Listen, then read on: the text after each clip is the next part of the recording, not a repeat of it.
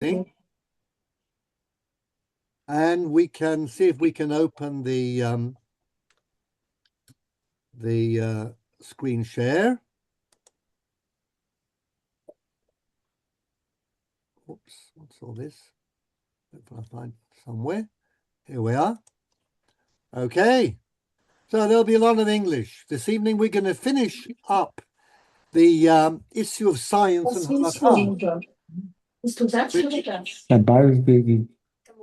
Okay, can we please have a mute if we're having private conversations? Thank you.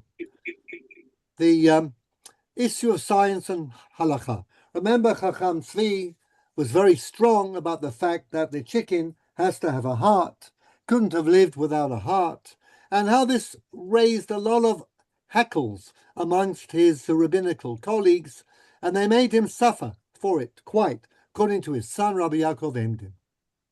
We then went on to the Rambam, and I don't know whether you found this as fascinating as I, the discussion about the lower jaw and the upper jaw. Do you remember that?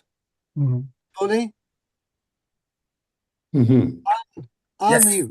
Tell us about the lower jaw and the upper jaw. What do you recall? Well, the Rambam didn't.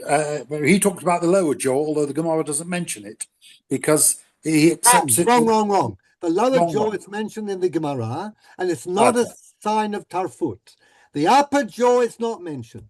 Rambam says, scientifically speaking, the upper jaw is very important. It prevents the animal from dying, and that would be a treifa. So he in his Mishneh Torah says that the upper jaw is missing its treif. And then Chachmei Lunel came in and said, what do you mean? Gemara says the 18 treifot are a numerous clausus, a closed list. Cannot add, you cannot subtract. What's the Rambam doing? Rambam doesn't come out and say you're a bunch of idiots and you don't understand science. What he says is that actually the loss of the lower jaw is meant to include within itself an unspoken conclusion that the lower jaw, if it's missing, is not treif.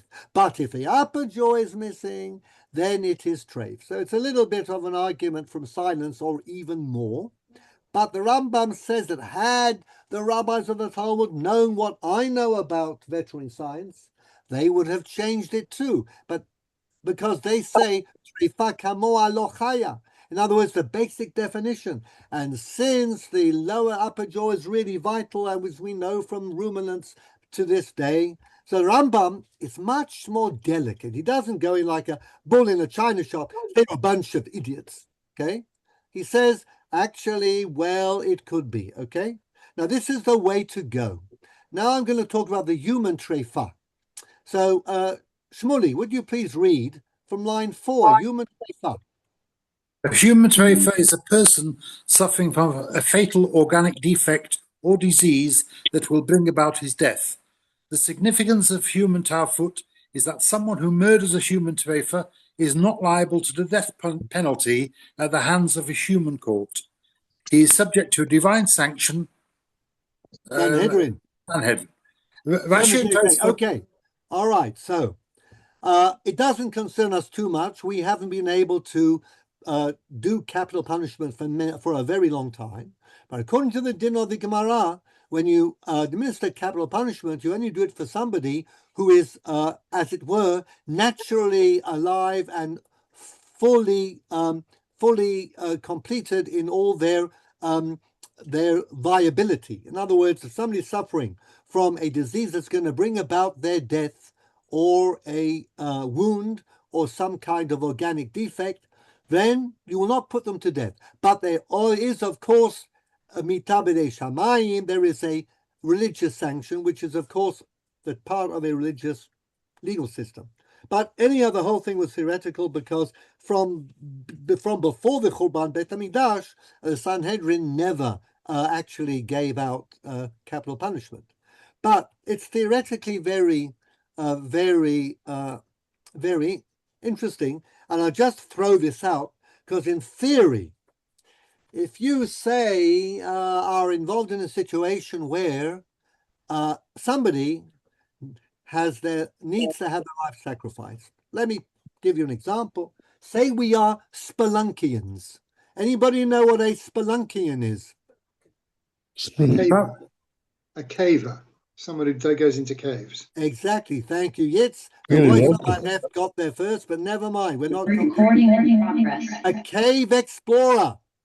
And there's a famous case, but say the explorers suddenly found themselves in a very big cave. Biggest one, I think, is in Vietnam. And suddenly there's a underwater current, and they're all linked together. One of them has to be cut loose for them to survive. If there's a trefa on board, trefa is somebody who is going to die. We learned within 12 months, okay, an animal person. Then you might kill them, or not kill them, but cut them free. Muting again, please. You might cut them free in order to save the entire group, because if you cut them free, the person you are allowed to drown and go to their death, somebody who you would not be liable the death penalty for killing them. So there is a thought, and we have Rishonim, the Meiri on Sanhedrin mentions this as a possibility. No, he did this one. Okay. Danny, can you mute everyone from your post? So do so. I may be able to. Yeah, good idea. Good idea. So how am I going to do that? Look under mute. If you Mute touch mute, everyone. I'll give you the option. Mute all. Mute. Okay, let me see if I can mute. Have I muted? No, we can hear you. I don't know if you've muted other people. I don't see a mute all Oh, okay. at all. No? You have. You've muted all.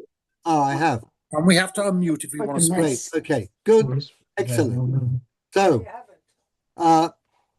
Rashi and Tosafot, let's have you, Marcel, please. Line 7, Rashi and Tosafot.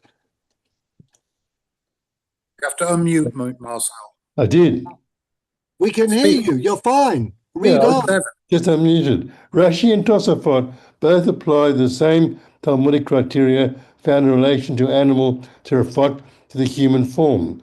Rashi, Sanhedrin, Simne. SV, sub voce hakol modim, and Tosafot, the same place, SV hahoreg, including A life expectancy of less than 12 months. In codifying this law, however, Maimonides ignores the halachot of animal trefot and provides a purely medical definition of a human trefa. Okay, so Jean, would you like to read? What is the Rambam? How does he define a trefa? Does he say it's an animal that, like an animal, will not live more than 12 months? Or does he say something else? ההורג את הטרפה, אף על פי שאוכל ושותה ומהלך בשוק, הרי זה פטור מדיני אדם. וכל אדם בחזקת שלם הוא, וההורגו נהרג עד שיוודע בוודאי שזה טרפה, ויאמרו הרופאים שמכה זו אין לה תעלה. That means a trufa, it has no possibility of being cured. Ba'adam. ואדם ובה ימות, לא ימיתנו דבר אחר. Okay, so the Rambam doesn't follow Rashi and Tosafot, and, well, he doesn't have to, but he gives a purely medical definition of trefa. Now, what would be the nafkamina, the difference? If we follow the Gemara, again, legally and very formally, your human trefa is defined by the same criteria that define an animal trefa. Will not live, cannot live more than 12 months. Okay, but the Rambam makes it all dependent upon harofim, the yomru harofim. Now that could be more than 12 months, or it could be less. Okay, and that would open up the definition of human trefa. What's the Rambam saying? Animals have different physiology to human beings, but it may be even more practical because the makot, the trefot, the 18 trefot are very specific. What happens if somebody, chas v'chalila, Rachmana litzlan, has a disease of a terminal nature? Would that be a classical trefa under the trefot in chulin? No, No mention, as I said, Chas v'Chalila Rachmana Litzlan, of cancer in Masechet Chulin.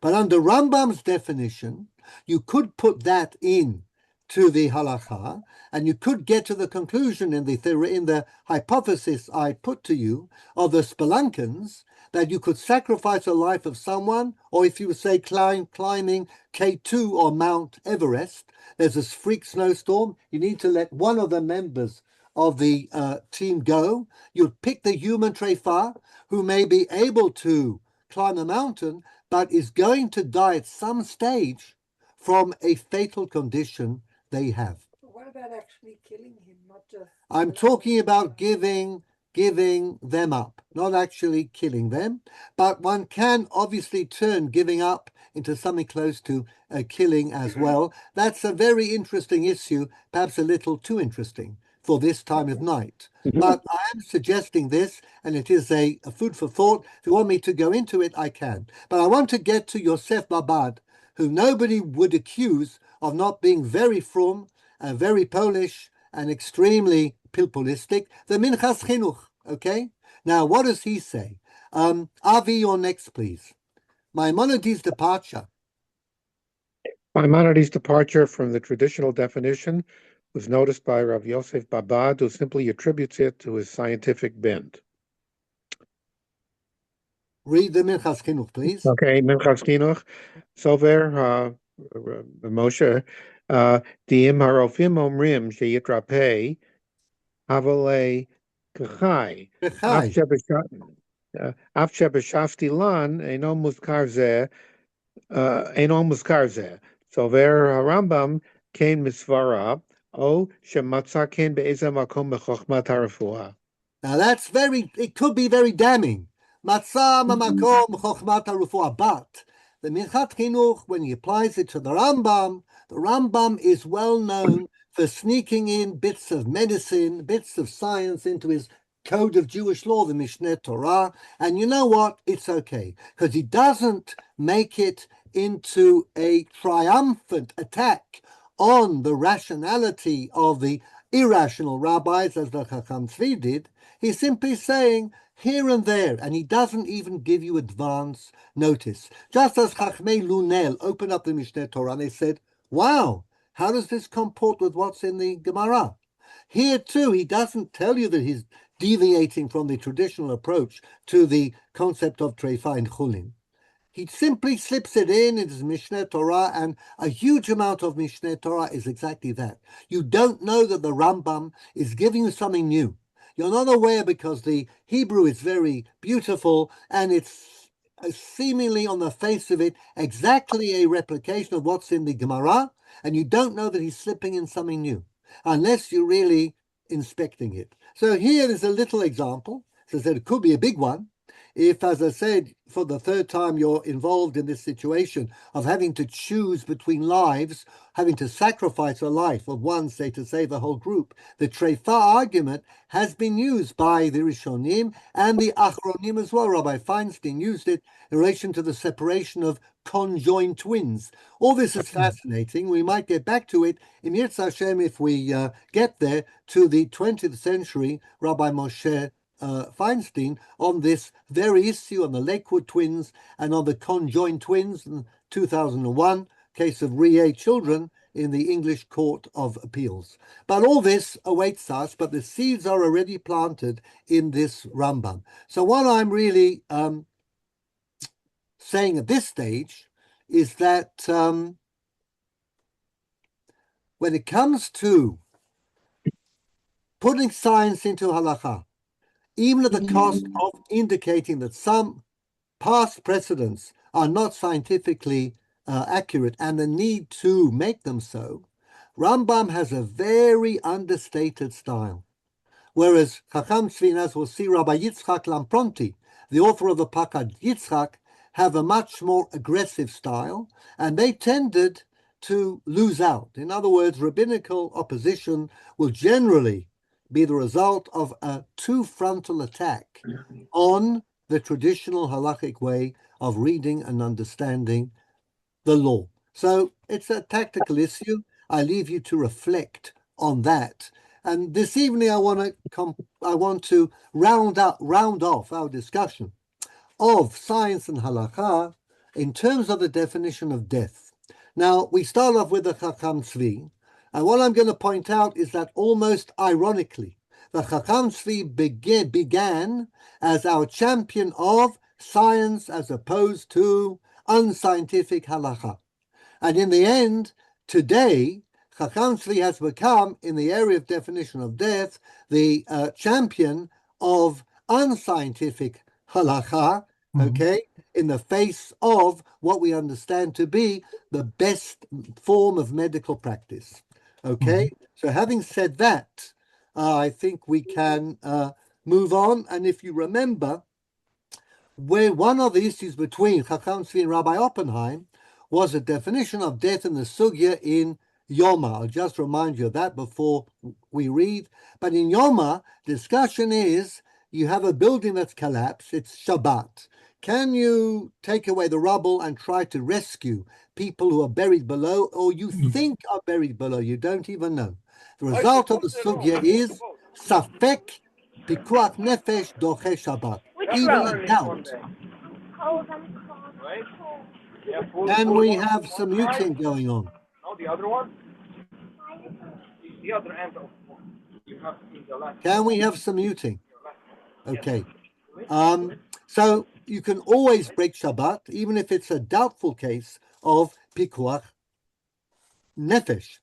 The question then is, in practice, I'm now removing the rubble on Shabbat of the ruined building. I'm finding a body. I examine the body to see whether it's still alive or not. If it's still alive, I continue to rescue. If the body is definitely dead, then I must stop because it is Shabbat. How do you establish if the body is deceased or not? Well, the question is, where do you start? Are you going feet first or head first? So, according to the version that says you're going head first, if you get to the nose and there's no breath, you stop there. You don't go down to the heart. So let's read. Jack, can you do a little bit of reading, please? Line 24. As we have learned the Talmudic definition of death. As we have learned the Talmudic definition of death, Yoma 85a, is the cessation of breathing in accordance with the verse in Bereshit 7:22. Rabbi Abraham uses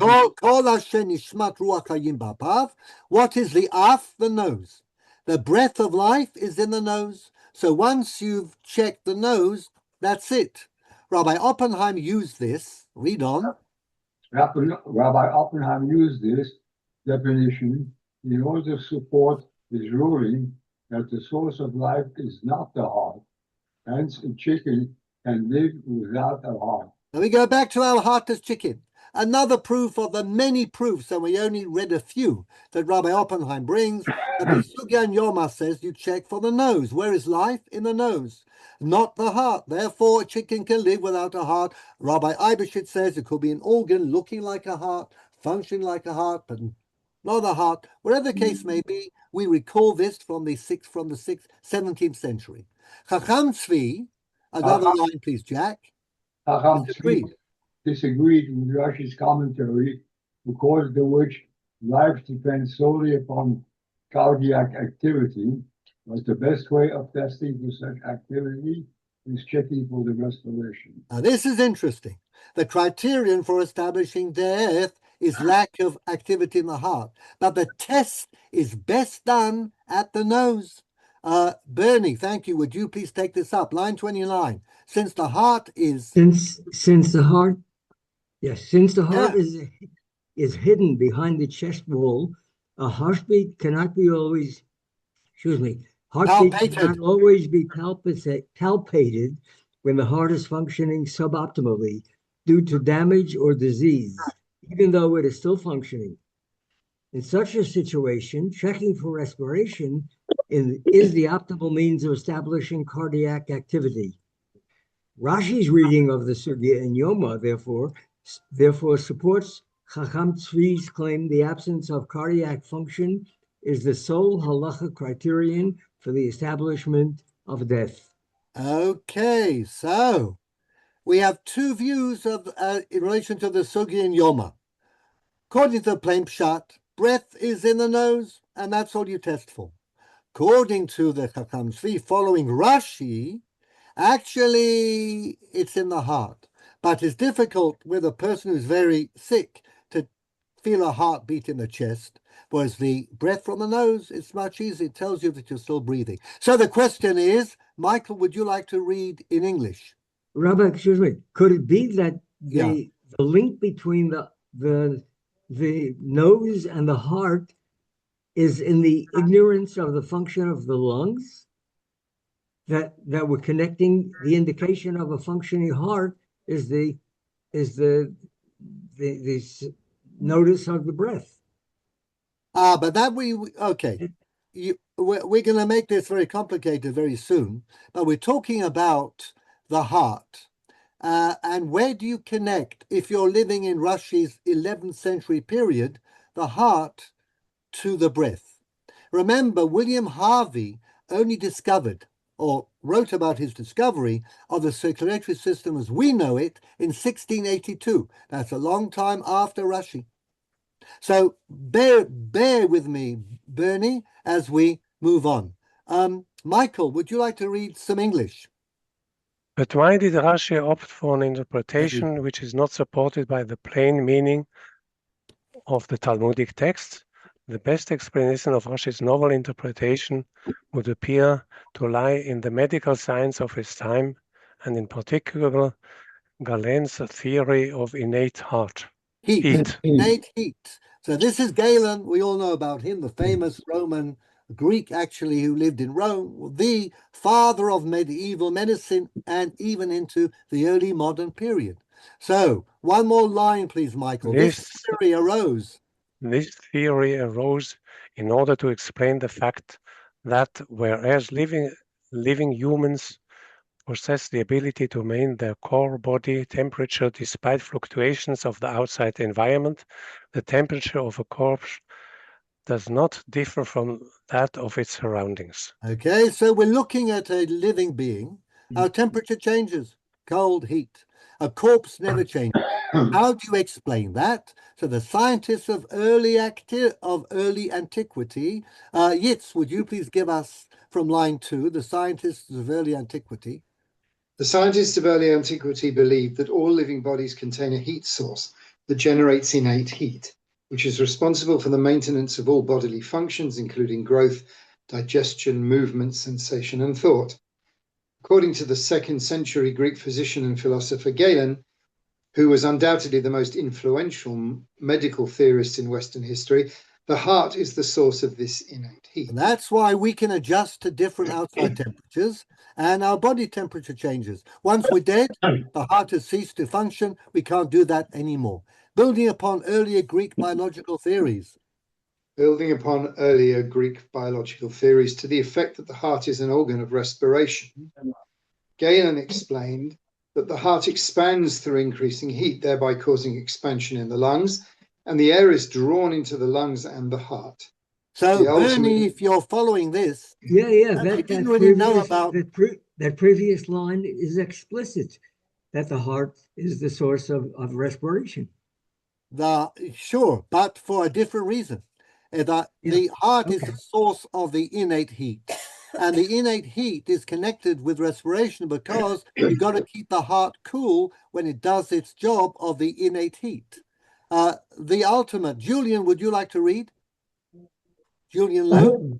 No, I'm on the phone, so I can see it, but I don't have the text. Okay, so I will let you off. Thank you. We will go back up and see who's here. And Bernie, let's get you to read the rest, because this is of concern to you. The ultimate destination. Okay, where are we? Line 9. Line 9. The ultimate destination of inhaled air, therefore, it is therefore the heart. Since without respiration, it will be consumed by the innate heat and the body will die. So the heart is very hot, generating the innate heat. You breathe in directly into the heart, no lungs. Yeah. Okay? The air comes into the heart and it cools down the heart. The heart produces its innate heat. That's how we get to be having this innate heat that we are able to adjust, and corpses do not. No concept of the link between the lungs and the heart. Okay?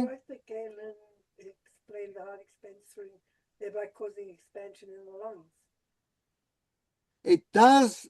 The increasing heat causes the air that helps the air to be drawn in, but it's basically drawn directly into the heart, and also some into the lungs. Okay, but it's definitely the air you breathe goes directly into your heart, which is of course wrong. So let's read on. Bernie, give us another line. And what was the function of the lung? The function of the lung is basically to help the heart, to give the heart a little more power to expand, and also that the lungs will provide more air to the heart. In addition to the air that you breathe in, goes into the lungs. In other words, the trachea, and this is according to Rashi in Masechet Chulin, the trachea end in touching two organs. One's the heart and one is the lungs. And we know that that's wrong. But Rashi says so because he is a Galenist. All right. Now, we will read the ultimate destination of inhaled air is therefore the heart, since without respiration we consume air and the body will die. The doctrine of innate heat. Okay, Marcel, can you please take this up? Line 11. It's really thrilling, is it not? Yeah, the doctrine of innate heat and Galen scientific theories were widely accepted in Jewish scholarly circles in the Middle Ages, which is not surprising, since many of the rabbis were themselves physicians. Abraham ibn Ezra refers to innate heat in his biblical commentary, Bereshit 2:7, and Rav Yehuda Halevi cites it in his Kuzari.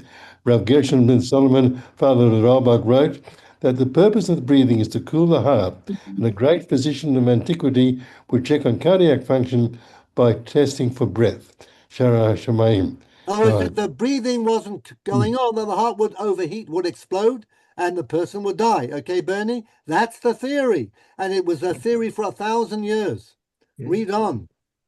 Rabbi Meir al-Dabi, grandson of the Rosh, wrote that the heart cannot survive any deprivation of air, but its supply was to cease even for a second, it would die because of its innate heat. Hence, it is vital that cooling air is constantly available. Shivlei Umuna, the tier 4. Indeed, so okay. So, let's see. Shmuley, are you still there? Can I ask a question? Yeah. The trachea was so important is related to the laws of Shehita, which involve dividing the trachea completely, related to that would kill the animal immediately? That certainly would. Yeah. That too. Okay, sure, because that's the purpose of breath.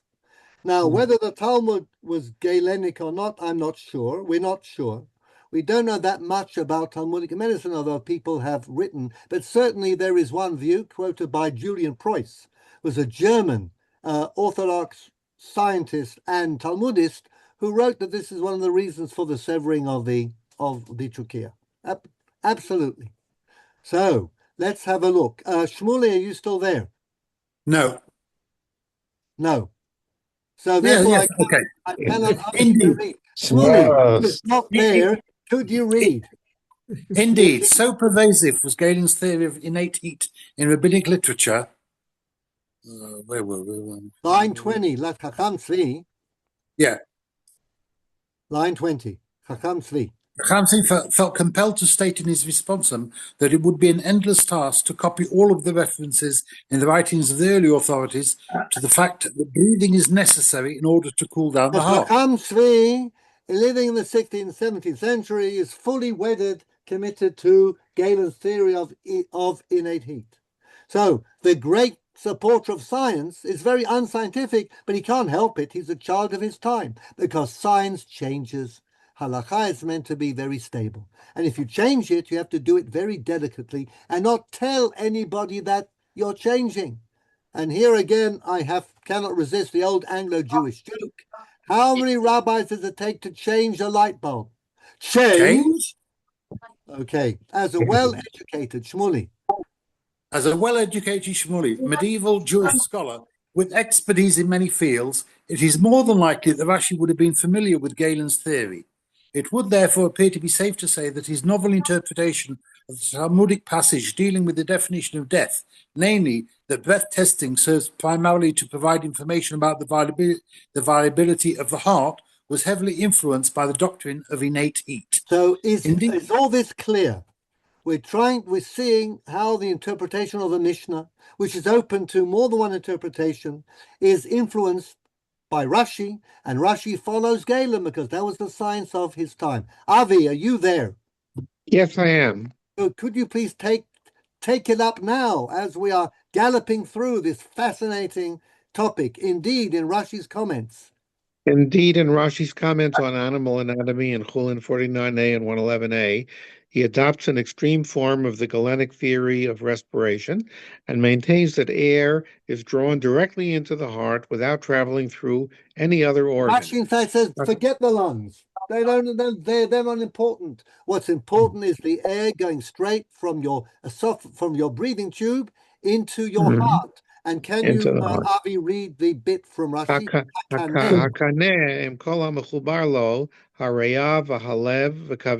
So Rashi's belief is that the trachea, the breathing tube, splits into three. It's the heart and the lung and the liver.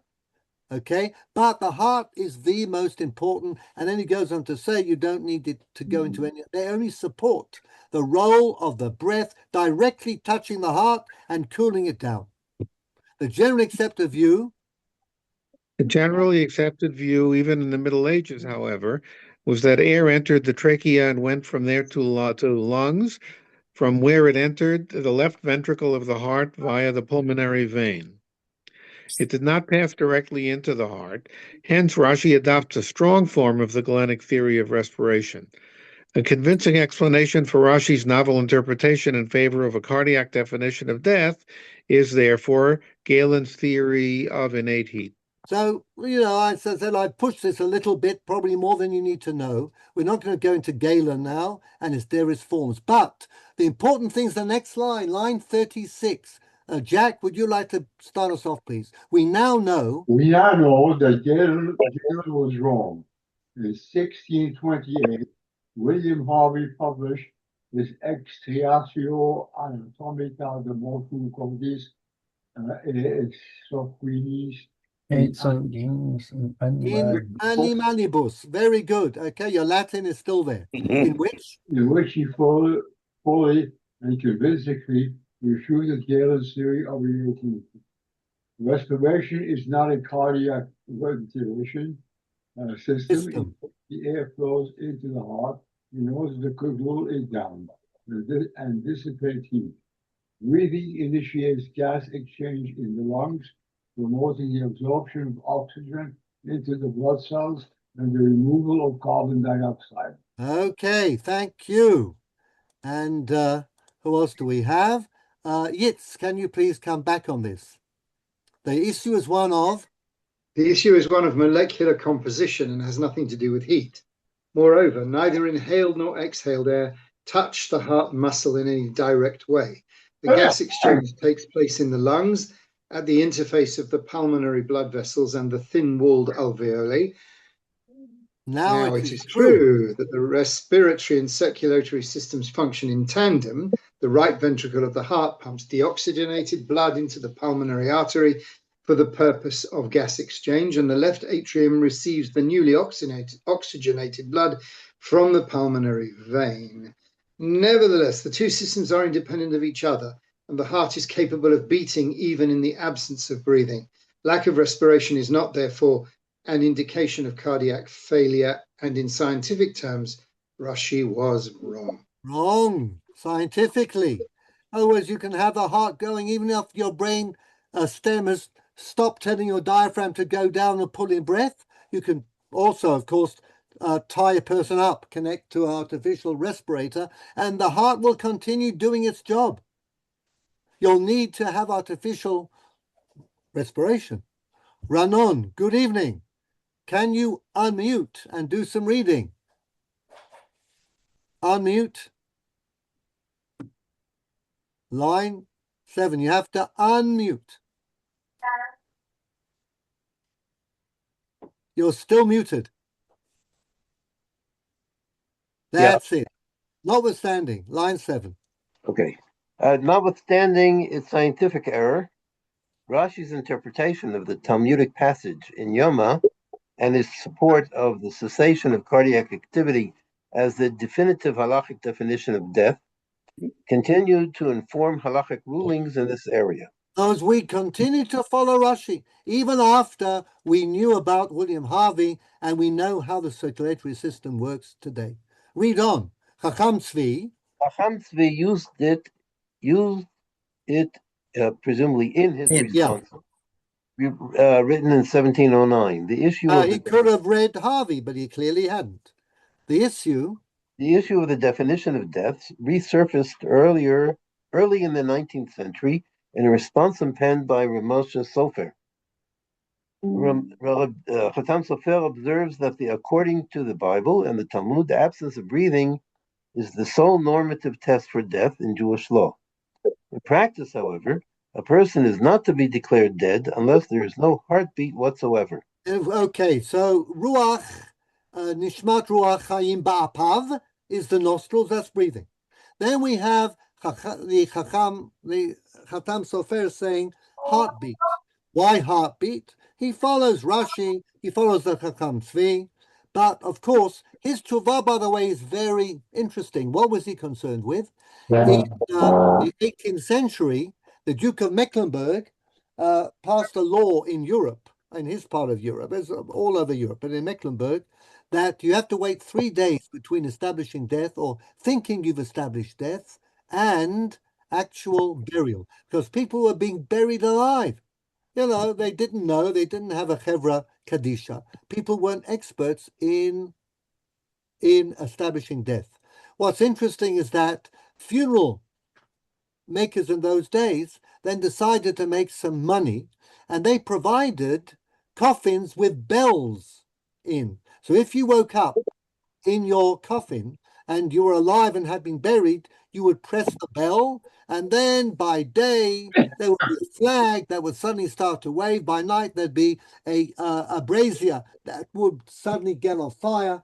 And this is the origin of the expression "saved by the bell." You rang your bell from your coffin, and they would come and dig you out. Okay, so Chacham Sofer is telling the Duke why Orthodox Jews don't need to wait for 3 days, because that, of course, is a problem of lotalin, which may be midoraita or maybe midrabanan, other issue, and we'll wait to learn the Chavat Yair before we get into that particular issue of delayed burial. But Chatam Sofer says, and you know what? Not only does the Chevra Kadisha know about respiration, it knows about heartbeat too. And this is important because, can you finish this off, please? Ranon, Rabbi Chatam Sofer's decision is widely cited by modern authorities in support of cardiac failure as an essential element in the definition of death, notwithstanding that it is based, on his own admission, upon the medical wisdom of his period. Now it gets even more interesting. Michael Rosenfeld, would you please read from line 17? The advent of cardiac transplantation. We can now do heart transplants. Okay. End of cardiac transplantation in the 1960s and the concept of full brain death compelled halachic authorities to revisit the definition of death. In 1986, the Israeli Chief Rabbinate officially accepted full brain death as a basis for cardiac transplantation, relying on the first statement of Sofer's above-mentioned ruling that in principle respiratory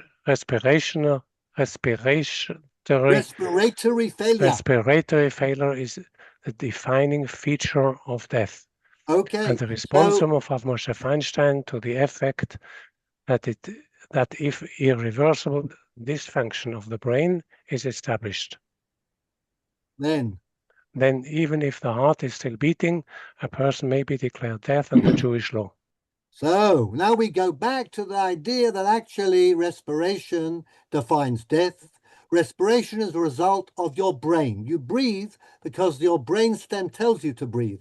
All the things that you can't help doing, like falling asleep, or having your stomach make a noise when you don't give it enough food, or your instinctive reaction to light, heartbeat, they're all determined by the brainstem. Now, your brainstem will die, but you can still keep the heart going. So breathing is a function of brainstem. So can we do a heart transplant? We can, only if you accept the fact that the person who can no longer naturally control their breathing by their brains are dead.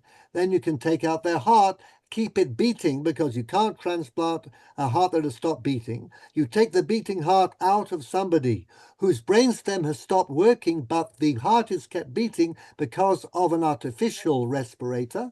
You take the heart, you then put it in ice, put it in a helicopter, take it to a hospital where somebody has got an open chest and is waiting for a new heart.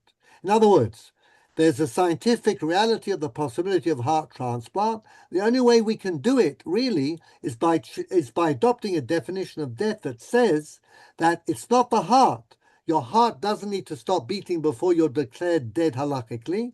You can be declared dead even when a test shows that your brainstem is no longer functioning. Okay, הפסקה בלתי הפיכה של פעילות גזע המוח. This is what we call full brain death. So when the operation became feasible, the Israeli chief rabbinate accepted what it called Rabbi Sofer's view, and also Rabbi Feinstein, one of his tshuvot, seems to be going down that path. He isn't that clear in other tshuvot, and therefore we argue about his view to this day. But now, at the very least, one might have expected, let's have a look at that, and could we please have that read by Bernie? Line 25, now at the very least.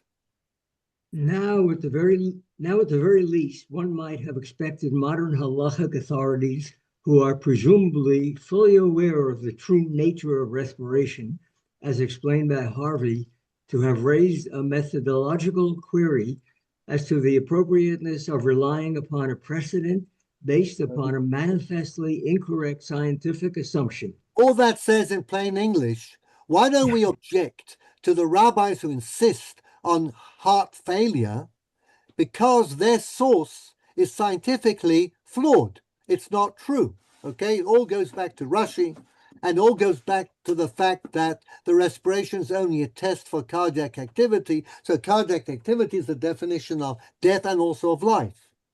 Why don't we say, why wouldn't Chacham Tzvi, if he were alive today, come and say, forget the cardiac approach? It's the respiration that counts. It's the brainstem, okay? Read on, Bernie. The precedent, however, still figures in contemporary... Line 29. The precedent, however, still figures in contemporary halachic discussions of brain death in support of the view that death is to be defined solely in terms of the irreversible cessation of all cardiac activity, notwithstanding the faulty science and the empirically proven disconnect between breathing and heartbeat. So, are we getting aware of the plot now? Now, here we're going to have a look at Rabbi David Bleich. Some of you may have met him or heard him. Great Talmid Chacham, but not necessarily happy with taking on board developments in modern science. Avi, please, a leading exponent. Line 33. A leading exponent of a leading exponent of the view that Rashi's reliance upon Galen and the discussion of the Talmudic passage in Yoma ought not to affect the correctness of his cardiac failure definition of death is Rabbi J. David Bleich, who distinguishes. Okay. Yeah. Continue. Yeah. Who distinguishes between the criteria for the establishment of death, which are purely halachic, Namely and the heart. And the tests employed in its application, which are subject to the medical science of the time.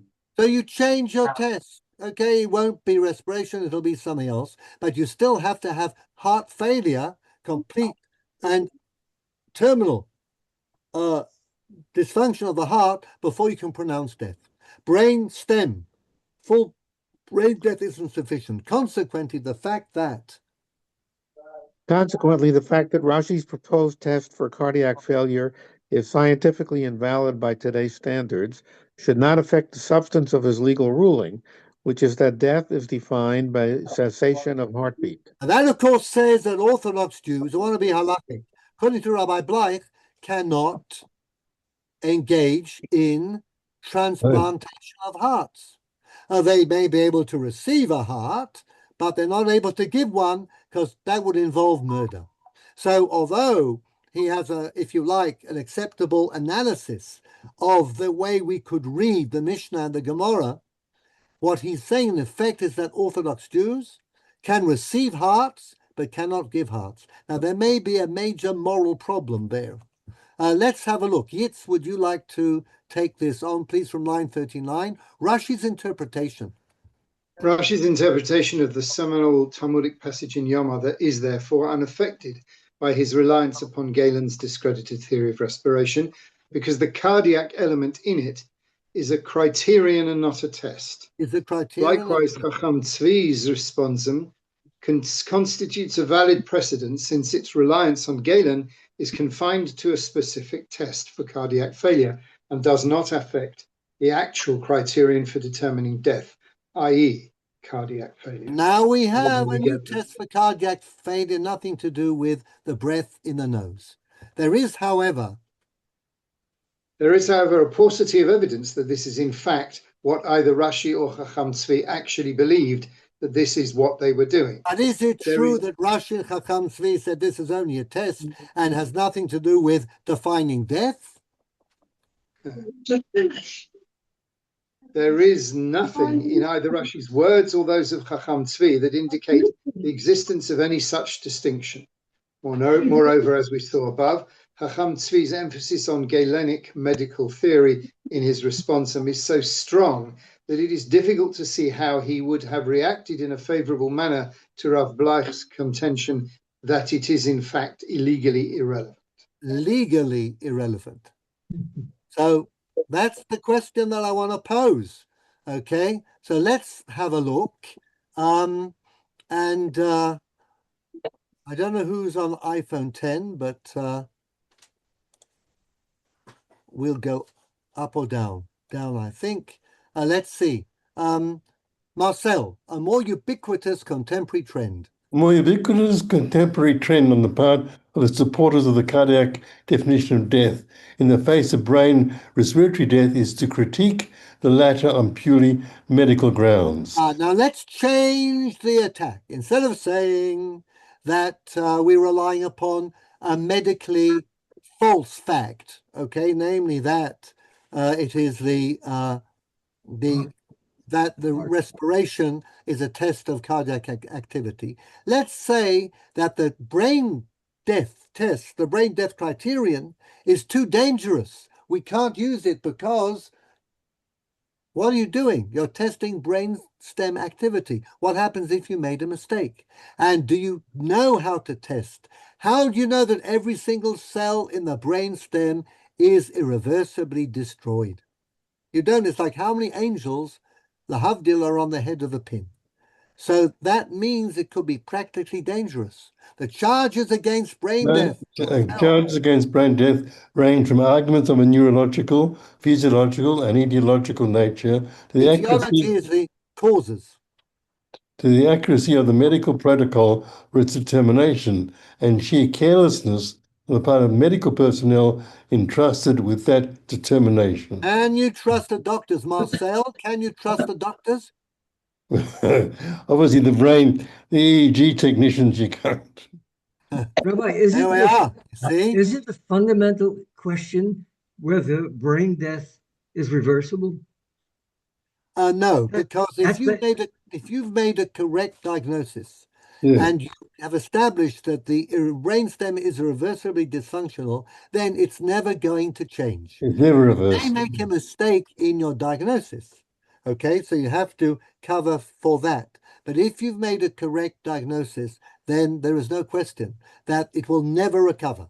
Okay, there are all sorts of comas that people. But why not? If the actual life function is following the heart's continuing to do its job. No, the heart will only continue to do its job if you connect it to a respirator. That's right. In other words, but that can currently be done.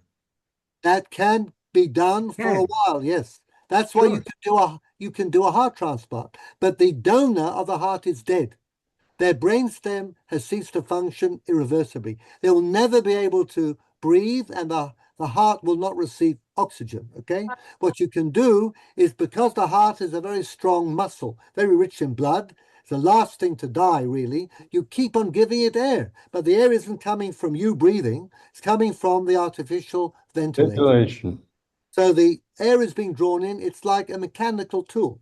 Okay, in, out, in, out, in, out. Once you remove the artificial respirator, the heart eventually stops. But you have a window of opportunity to transplant a beating heart from a donor who is brain dead to a donor who is by no means brain dead, but is severely ill in the cardiac area, and you give them a new heart. And today, with things like cyclosporin, we can keep people going for quite a while with a transplanted heart. Okay? But of course, nothing is 100%.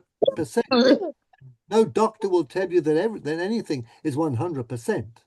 But so what the critics of brain death, definition of death, do is they say, well, you can't necessarily trust the medical team. And perhaps the doctor wants to do a transplant. He sees a potential donor, which is why according to most laws and medical codes, the doctors who decide on brain death are not the ones who are involved in transplants.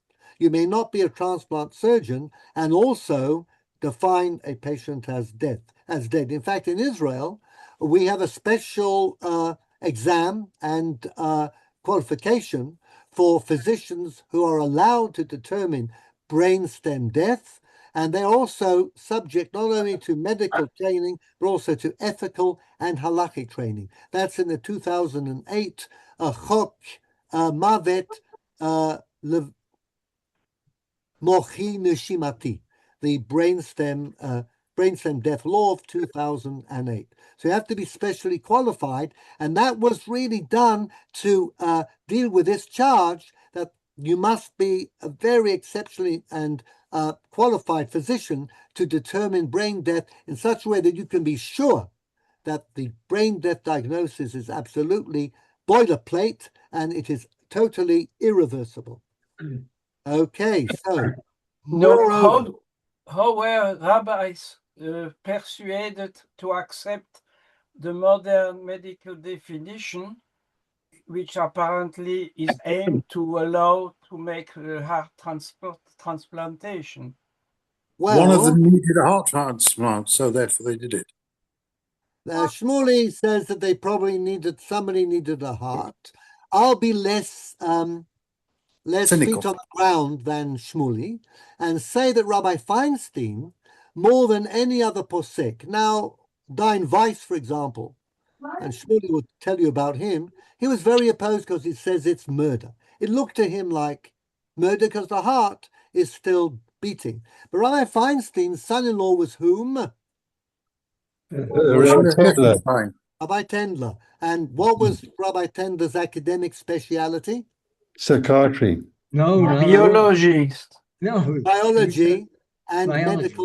medical science. Ethicist.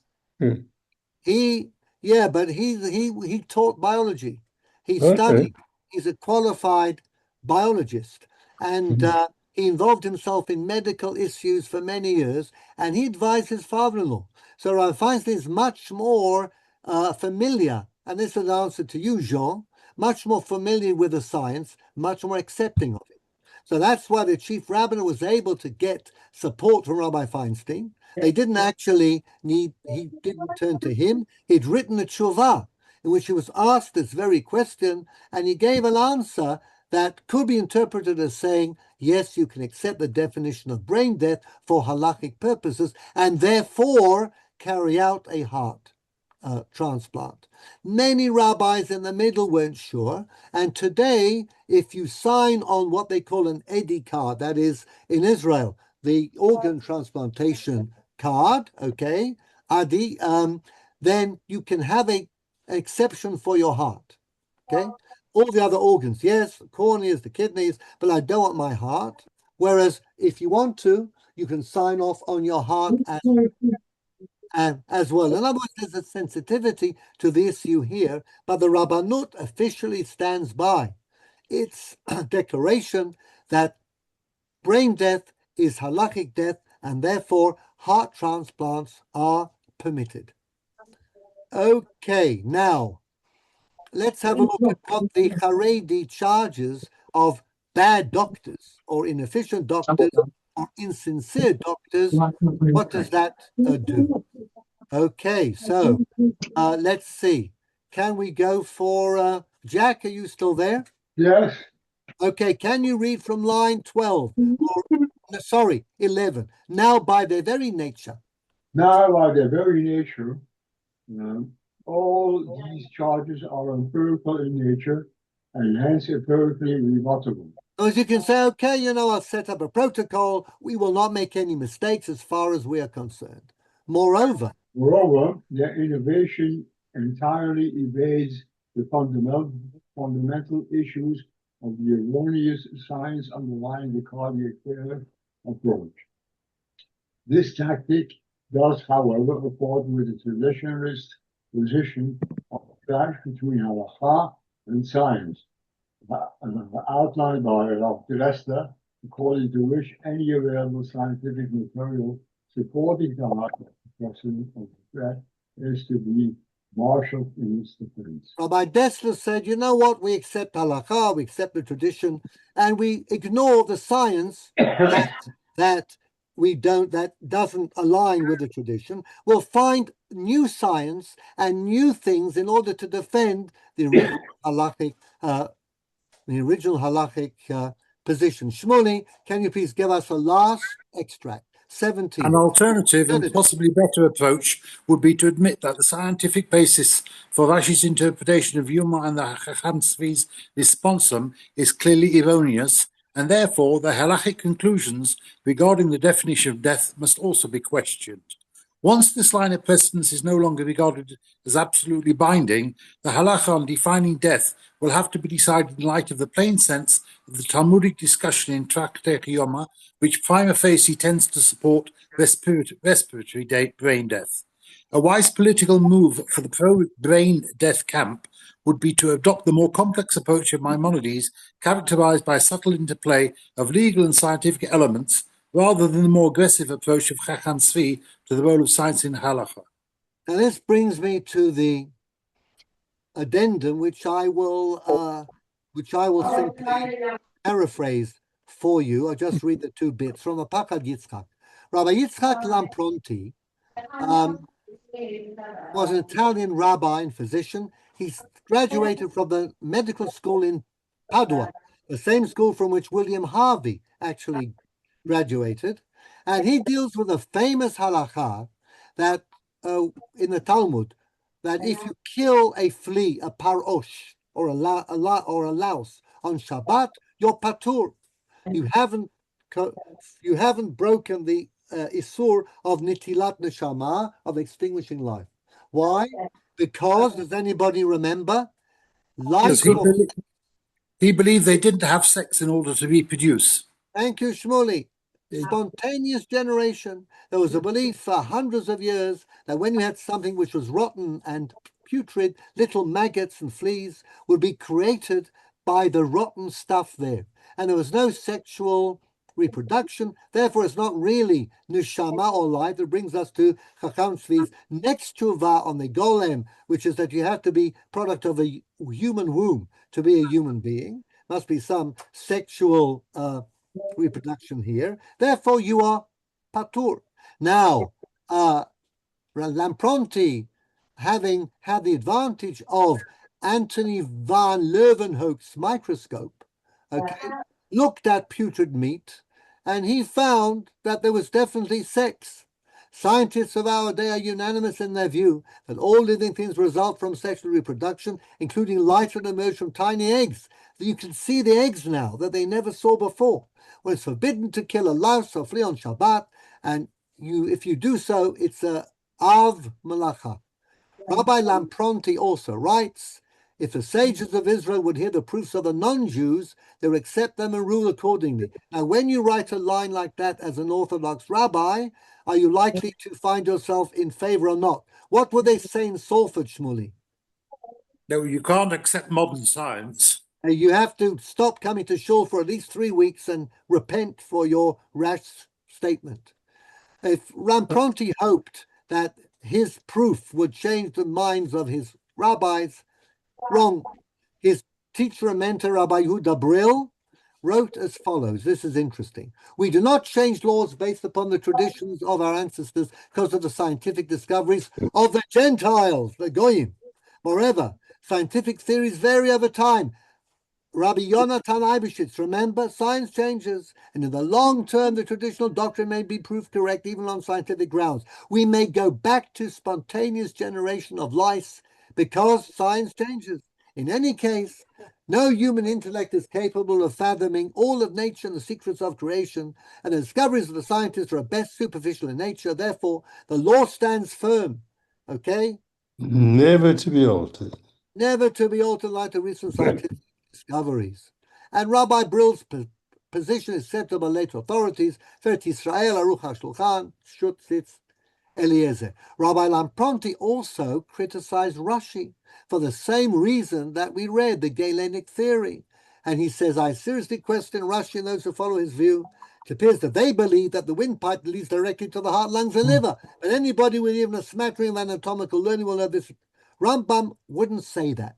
He never says that. He very delicately and without creating any waves puts in a little bit of science and philosophy in his text, in the Mishneh Torah, and you might not even notice until it's too late.